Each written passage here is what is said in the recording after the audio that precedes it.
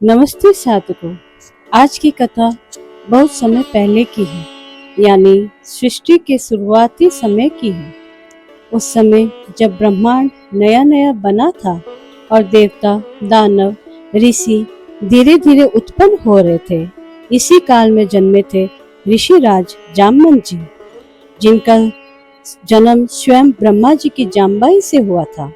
ब्रह्मा जी के मुख से उत्पन्न हुए दिव्य भालू रूप स्वरूप धरती पर धर्म की रक्षा और भगवान विष्णु जी के अवतारों की सेवा के लिए प्रकट हुए।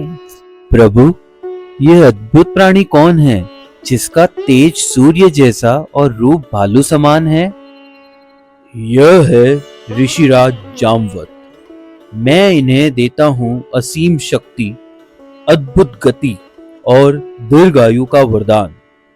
ये त्रेता युग में राम अवतार की सहायता करेंगे और द्वापर युग में श्री कृष्ण की सेवा करेंगे। युगों तक इनका नाम धर्म और भक्ति के प्रतीक के रूप में लिया जाएगा। प्रणाम प्रभु, मेरा जीवन केवल धर्म रक्षा और आपके चरणों की सेवा में ही सफल होगा। त्रेता युग में जामवंत जी ने श्री राम की सेना में महत्वपूर्ण भूमिका निभाई। जब हनुमान जी अपनी अपार शक्ति को भूलकर निराश हो गए, तब जामवंत जी ने उन्हें जगाया। मुझसे यह समुद्र पार नहीं होगा, मुझ में इतनी शक्ति कहाँ। वत्स हनुमान, तुम क्यों निराश हो?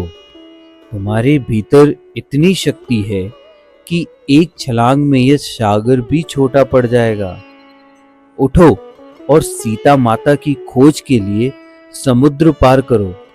यह कार्य केवल तुम ही कर सकते हो। जामवंत जी के वचनों से हनुमान जी की सुप्त शक्ति जाग उठी।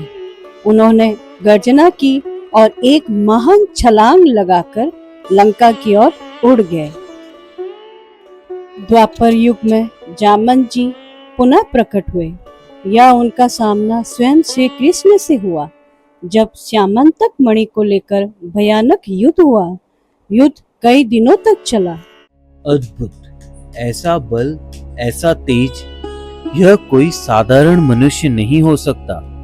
अतः जामवंत जी ने पहचान लिया कि श्री कृष्ण ही और कोई नहीं बल्कि त्रेता युग के श्री राम ही है, जो द्वापर रूप में श्री कृष्ण रूप में अवतरित हुए हैं। हे प्रभु, अब पहचान पाया हूँ, आप ही त्रेता युग के राम हैं और आज कृष्ण रूप में मेरे सामने खड़े हैं। मेरी दीर्घायु का यही उद्देश्य था, आपके दोनों अवतारों की सेवा करना। मैं अपनी कन्या जामवती को आपके चरणों में अर्पित करता हूँ।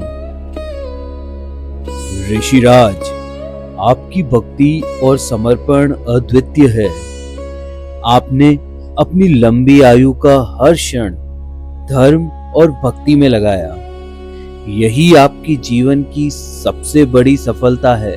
इसी प्रकार बहुत समय पहले, यानी सृष्टि के आरंभिक समय से उत्पन्न ऋषिराज जामवंत जी ने त्रेता युग में हनुमान जी को उनकी शक्ति का बोध कराया। द्वापर रूप में श्री कृष्ण को अपनी पुत्री जामवती अर्पित की और अपनी लंबी आयु प्रभु की सेवा और धर्म रक्षा में लगाया।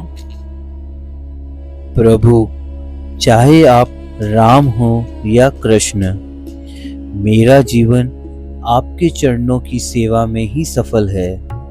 इस कथा से हमें यह सीख मिलती है, जीवन लंबा होने से अधिक महत्वपूर्ण यह है कि उसका हर क्षण धर्म, भक्ति और सेवा में व्यतीत हो। सच्ची शक्ति वही है जो प्रभु के कार्य और धर्म रक्षा में लगे।